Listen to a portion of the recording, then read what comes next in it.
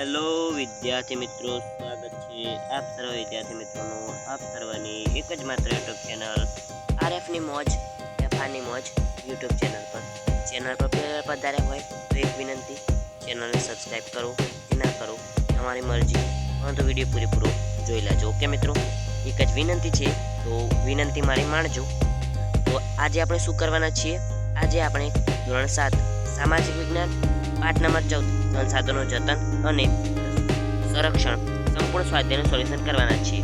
મિત્રો, આજે આપણે આખું જ સ્વાધ્યાયનું સોલ્યુશન કરવાના છીએ અને મિત્રો આ પીડીએફ તમને ફ્રીના અંદર આપવાનો છું અને કઈ જગ્યાએથી મળશે એની વાત આગળ આપણે કરીશું. તો વિડીયો પૂરેપૂરો જોજો. અને મિત્રો, આપણી ચેનલ પર એવું જ નહીં કે ધોરણ 7નું જ સામાજિક વિજ્ઞાનના પાઠનું સ્વાધ્યાયનું સોલ્યુશન કરવામાં આવે છે.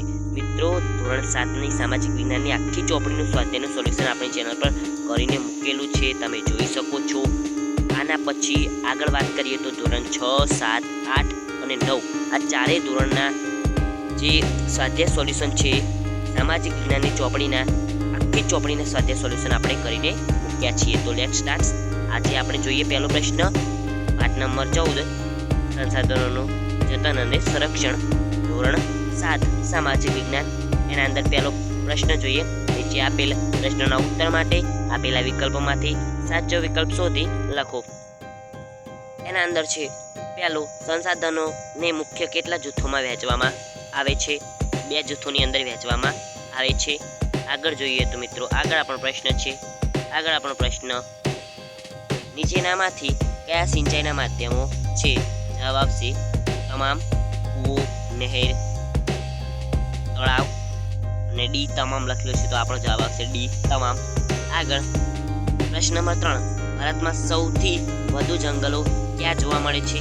જવાબ આવશે અંદમાન અને નિકોબાર ટાપુ પર જોવા મળે છે. ઓકે, આગળ જોઈએ તો નીચેનામાંથી કયું પક્ષી કચ્છના રણમાં જોવા મળે છે? જવાબ આવશે સુરખાબ કચ્છના રણની અંદર જોવા મળે છે. આગળ જોઈએ તો આગળ આપણો પ્રશ્ન છે પ્રશ્ન નંબર 5, લદ્દાખમાં કયું વિશિષ્ટ પ્રાણી જોવા મળે છે? જવાબ આવશે યાક.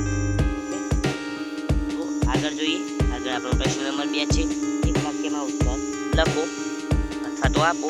એના અંદર પહેલો પ્રશ્ન, સહારાના લોકો શાની ખેતી કરે છે? તો સહારાના લોકો ખજૂર અને ઘઉંની ખેતી કરે છે. આગળ બીજો પ્રશ્ન જોઈએ, ખડકોના નાના મોટા ટુકડા કાંકરા માટીની રજથી બનેલું પૃથ્વીનું ફળ કયા નામે ઓળખાય છે? ખડકોના નાના મોટા ટુકડા કાંકરા માટીથી રજ એટલે કે જે રેતી હોય એનાથી બનેલું પૃથ્વીનું ફળ રેંગોલિથ. આ લખવામાં ભૂલ છે એટલે યાદ રાખજો, રેંગોલિથ નામે ઓળખાય છે. ઓકે, આગળ પાણીનો મુખ્ય સ્ત્રોત કયો છે? પાણીનો મુખ્ય સ્ત્રોત વરસાદ છે. પ્રશ્ન નંબર 4 જોઈએ, ગુજરાતની નદીઓમાં જોવા મળતું કયું પ્રાણી લુપ્ત થવાને આરે છે? તો ગુજરાતની નદીઓમાં જોવા મળતું જળબિલાડી નામનું પ્રાણી લુપ્ત થવાને આરે છે. આગળ 5મું, ભારતનો કયો પ્રદેશ નાના ત્રિબેટ તરીકે ઓળખાય છે? તો જવાબ આવશે લદ્દાખના ઠંડા રણનો નાના ત્રિબેટ તરીકે ઓળખાય છે, લદ્દાખના ઠંડા રણની. આગળ પ્રશ્ન નંબર 3 ટૂંક નોંધ લખો. એના અંદર જોઈએ ટૂંક નોંધની અંદર પહેલું છે કચ્છનું રણ. એના અંદર જોઈએ તો કચ્છનું રણની અંદર ગુજરાત રાજ્યની ઉત્તર પશ્ચિમ સરહદે કચ્છનું રણ આવેલું છે. કચ્છના રણની ઉત્તર અને પૂર્વમાં પાકિસ્તાન અને રાજસ્થાન રાજ્ય આવે છે. તેના 2 ભાગ પડે છે, નાનું રણ અને મોટું રણ. ગુજરાતના કચ્છ જિલ્લામાં આવેલ આ રણ થોરના રણનો એક ભાગ છે.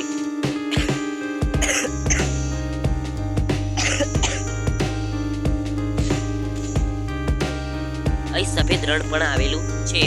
અહીંની આબોહવા ગરમ અને સૂકી છે. આગળ કચ્છના રણમાં બંને વિસ્તાર આવેલો છે. અહીં વિવિધ પ્રકારના ઘાસ અને કાંટાળા ઝાખરાઓ જોવા મળે છે. કચ્છના રણને આગળ વધતું અટકાવવા ગાંડા બાવરના વૃક્ષો વાવવામાં આવ્યા છે. કચ્છના મોટા રણમાં સુરખાબ એટલે કે ફ્લેમિંગો જોવા મળે છે. આ ઉપરાંત લાવરી, ગોરાડ, ઊંજ, સારસ વગેરે અન્ય પક્ષીઓ જોવા મળે છે. ગોરાડ પક્ષી લુપ્ત થવાને આરે છે. કચ્છનું લોકજીવન વૈવિધ્યસભર છે. અહીંના લોકો ઘેટા બકરા, ગાય ભેંસ, ઊંટ, ગધેડા જેવા પ્રાણીઓનો ઉછેર કરે છે. દરિયા કિનારાના વિસ્તારમાં લોકો વહાણવટુ, માછીમાર અને ઝીંગા પકડવાના વ્યવસાયમાંથી રોજગારી મેળવે છે. કચ્છના કેટલાક લોકો વિશિષ્ટ પ્રકારની ભરતગૂંથણ અને હસ્તકલાના વ્યવસાયમાં જોડાયેલા છે. આગળ જોઈએ તો જળ સંસાધનની જાળવણી. એના અંદર પહેલો મુદ્દો, જળ સંસાધનની જાળવણી માટે તેનો વિવેકપૂર્ણ ઉપયોગ સૌથી પહેલી જરૂરત છે. બીજો જોઈએ મુદ્દો, બીજી જરૂર છે જળ સંચયની. ત્રીજી એના અંદર જોઈએ તો ભૂમિગત જળના સ્તરને ઉપર લાવવા પ્રયાસો કરવા. ચોથું, નદીઓના પાણીને રોકીને જળ સંચય કરવો. આ માટે નદીઓ પર બંધ બાંધવા. આગળ જોઈએ પાંચમું, વરસાદના પાણીને રોકી તેને એકઠું કરવું. આ માટે શોષ કુવા બનાવવા તેમજ ખેત તલાવડીઓ બનાવી નાની નદીઓ પર બંધારા બાંધવા. છઠ્ઠું, લોકોમાં જાગૃતિ લાવી જળ સંશોધનની જાળવણી માટે લોકભાગીદારી વધારવી. આગળ જોઈએ તો ભૂમિ સંસાધન. ભૂમિ કોઈ છોકરીનું નામ નથી ને એનું સંસાધન કરવું. ના, ભૂમિ એ આપણી એટલે ભૂમિ, જમીન. સામાન્ય રીતે ભૂસપાટીનું ઉપલું પડ જેમાં વનસ્પતિ ઉગે છે તેને આપણે જમીન કહીએ છીએ. જમીન પૃથ્વીના પોપડા પરના અનેકવિધ કણોથી બનેલું એક પાતળું પડ હોય છે. ખડકોના નાના મોટા ટુકડા કાંકરા માટીની રજ કે જે જૈવિક છે તેને રેંગોલિટ કહે છે. આગળ જોઈએ જમીનનું ધોવાણ ગતિશીલ પાણી કે હવા દ્વારા થાય છે. જમીનના ઉપલા કણોનું ઝડપથી કુદરતી બળો અને દ્વારા અન્યત્ર સ્થળાંતર થઈ જવું તેને જમીનનું ધોવાણ કહે છે. આવું થવાથી જમીન ખેતીની ઉપજમાં ઘટાડો થાય છે, તેને અટકાવવું જોઈએ. જમીનનું ધોવાણ અટકાવવા માટે પડતર જમીનોમાં વૃક્ષો વાવવા કરવું જોઈએ. જ્યાં ઢોળાવવાળી જમીન છે ત્યાં પગથિયા પદ્ધતિથી ખેતી કરવી જોઈએ. આડબંધ બાંધવા જોઈએ. જમીન પર ચણાણ પ્રવૃત્તિઓને નિયંત્રણમાં લેવી જોઈએ. અને મિત્રો, આ પીડીએફ ક્યાંથી મેળવી શકો છો? આ પીડીએફ તમે ફ્રીની અંદર આપણા વોટ્સઅપ ગ્રુપ, ટેલિગ્રામ ગ્રુપ અને આપણી વેબસાઇટ પરથી ડાઉનલોડ કરી શકો છો. અને જે વેબસાઇટ છે તેની લિંક નીચે ડિસ્ક્રિપ્શનની અંદર આપેલી છે. પીડીએફ ડાઉનલોડ લિંક, તે લિંક ઉપર તમે ક્લિક કરશો તરત જ તમને પીડીએફ ડાઉનલોડ એવું ઓપ્શન દેખાશે ને ત્યાંથી તમે ડાઉનલોડ કરી શકો છો. એક આખી પોસ્ટ લખેલી છે અને પોસ્ટના અંદર સૌથી નીચે સ્ક્રોલ કરવાનું અને સ્ક્રોલ કરતાં લાલ કલરથી પીડીએફ ડાઉનલોડ લિંક લખેલું હશે અને એટલા લખે છે કે અહીં નીચે ક્લિક કરો એવું લખ્યું હશે. એટલે ક્લિક કરવાનું ત્યાં અને તરત જ તમે ડાઉનલોડ કરી શકશો. ઓકે, તમારા ફોનના અંદર ડાઉનલોડ થઈ શકે. આગળ જોઈએ તો લદ્દાખનું રણ. તો ભારતની ઉત્તરે લદ્દાખનો કેન્દ્રશાસિત પ્રદેશ આવેલો છે. લદ્દાખ એ ભારતનું ઠંડુ રણ છે જેની ઉત્તરે કારાકોરમ પર્વતશ્રેણી અને દક્ષિણ જાસ્કર પર્વતશ્રેણી આવેલી છે. ઓકે, આગળ જેની ઉત્તરે કારાકોરમ હાય તો આ ક્ષેત્રની મુખ્ય નદી સિંધુ છે. ઊંચાઈના કારણે અહીં હવા ખૂબ પાતળી છે અને આબોહવા ઠંડી અને શુષ્ક છે.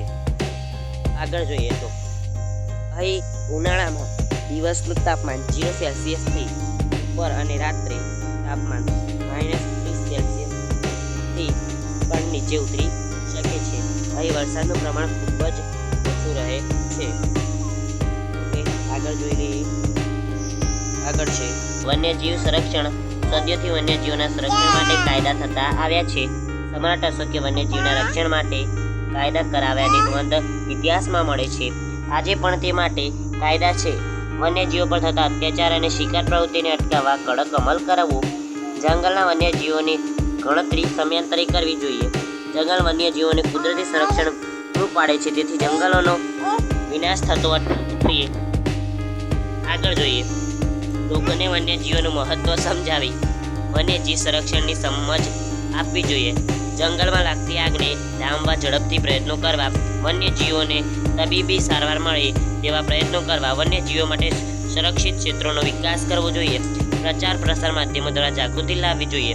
વન્યજીવ સંદર્ભે વન્યજીવોની જરૂરિયાત તો જેવી કે પાણી, ખોરાક, કુદરતી આવાસ પૂરતા પ્રમાણ મળે એવી વ્યવસ્થા ગોઠવવી જોઈએ. આગળ પ્રશ્ન નંબર 3 છે. મુદ્દાસર ઉત્તર લખો. સંસાધન એટલે શું? તો પૃથ્વી પરથી મળતા અને માનવીને ઉપયોગમાં આવતા કુદરતી પદાર્થોને સંસાધન કહે છે. હવા, જળ, જમીન, વનસ્પતિ, ખનિજોના સ્વરૂપમાં આપણને મળેલી કુદરતી બક્ષી એટલે કે કુદરતી સંસાધનો રાષ્ટ્રીય અર્થતંત્રની કરોડરજ્જુ છે. તે લોકની શક્તિ અને સમૃદ્ધિના આધાર સ્તંભો છે. ઓકે,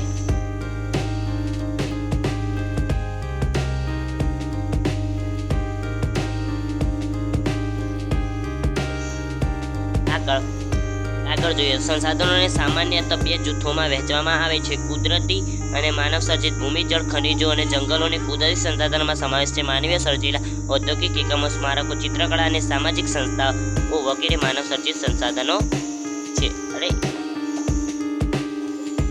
આગળ જંગલોનું આર્થિક મહત્વ તો જંગલો આપણને અનેક રીતે ઉપયોગી છે જંગલમાંથી મળતું શાક અને સાલનું લાકડું ઇમારતી લાકડા તરીકે વપરાય છે તેમાંથી ઘરનું ફર્નિચર વગેરે બનાવવામાં આવે છે દેવદાર અને ચીનના લાકડામાંથી રમતગમતના સાધનો બને છે વાંસમાંથી ટોપલા ટોપલી કાગળ રેયન વગેરે બનાવી શકાય છે જંગલમાંથી લાખ ગુંદર મધ ઔષધિ વગેરે આપણને મળે છે જંગલમાં રહેતી પ્રજાને આજીવિકા પૂરી પાડે છે આગળ ત્રીજું શહેરના રણમાં વનસ્પતિ અને પ્રાણી જગત વિશે લખો તો શહેરના રણમાં કાંટાળી વનસ્પતિ ખજૂરના વૃક્ષો વગેરે આવેલા છે રણ પ્રદેશમાં હોવાથી ખૂબ જ ઓછી વનસ્પતિ જોવા મળે છે રણમાં ખજૂરના વૃક્ષોથી ઘેરાયેલા રણ દ્વીપ આવેલા છે શિયાળ ઝરખ રણના વીંછી કાચિંડા રણની ગો અને સાપ જેવા પ્રાણીઓ આ પ્રદેશમાં જોવા મળે છે આગળ જળતંગી એટલે શું તો જળતંગી એટલે પીવાલાયક પાણીની અછત હાલના સમયમાં ભૂમિગત જળને ટ્યુબવેલ દ્વારા બહાર કાઢતા ભૂમિગત જળસ્તર નીચું ગયું છે આજે દેશમાં પાણીની ઘટતી ઉપલબ્ધતા અને વધતી જતી અછત જેવી ગંભીર સમસ્યાઓનો સામનો કરવો પડી રહ્યો છે આગળ પ્રશ્ન નંબર